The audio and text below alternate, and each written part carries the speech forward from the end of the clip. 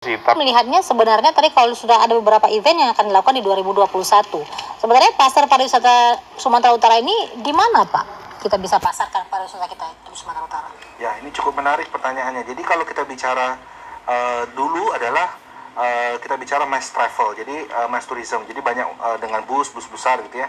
Tapi kalau kebelakangan ini kita perhatikan bahwa muncul kita bilangnya refocusing. Jadi ada pergeseran. Salah satunya adalah munculnya ketertarikan orang niche market atau pasar ceruk itu untuk melihat extreme sport. Jadi sport, kemudian tadi berkomunitas sepeda, dan ini terjadi perubahan. Dan saya lihat memang promosinya belum dilakukan, tapi sudah ada kampanye-kampanye untuk mengarahkan bahwa ada muncul isu tentang sport tourism atau extreme tourism. Kemudian di sisi lain, kalau kita perlu apresiasi juga dengan segala macam keterbatasan, Pemprov dalam hal ini bisa mendorong terjadinya event juga di tahun ini ya, seperti misalnya pendorong museum ya, bagaimana berwisata lokal itu didorong juga. Dan memang kembali lagi ini bukan kerja satu dua pihak saja, ini semua stakeholder harus terlibat langsung.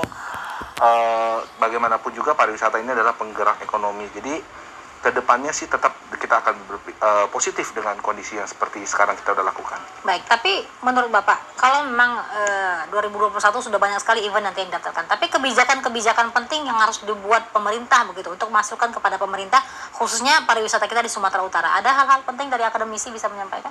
Baik, mungkin hal-hal yang bisa kita lakukan untuk mendorong terjadinya standarisasi adalah bisa melalui yang namanya proses pemeringkatan. Misalnya, contohnya Pak, kalau misalnya kita bicara tadi toilet, bisa saja sebenarnya kita meniru apa yang dilakukan oleh Tiongkok tahun 2009. Waktu itu untuk mengkampanyekan toilet di Beijing itu bersih dalam rangka Olimpiade waktu itu. Apa yang dilakukan oleh pemerintah Tiongkok itu adalah seluruh kota Beijing itu toiletnya dikasih peringkat, dikasih bintang. Nah, itu juga salah satu yang bisa mendorong sih. Jadi seperti sehalnya kita bicara sekarang CHSE ya.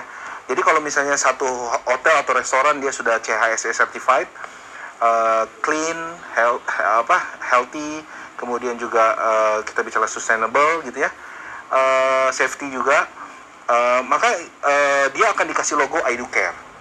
Nah, jadi proses seperti itu bisa mendorong sih untuk apalagi anak-anak milenial sekarang atau anak wisatawan-wisatawan baru sekarang ini lebih suka dengan yang gimmick-gimmick seperti itu. Jadi dia berfoto di depan, ini loh ada logo ini, ada ini.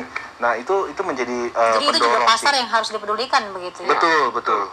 Memang kembali lagi kepada big data tadi. Jadi kita harus lihat sebenarnya perubahan ini sudah terjadi. Kalau dulu bus-bus besar dari Eropa, misalnya rombongan dari Eropa itu datang ke Danau Toba, beberapa tahun belakangan ini sudah bergeser ke ceruk-ceruk pasar ya, jadi lebih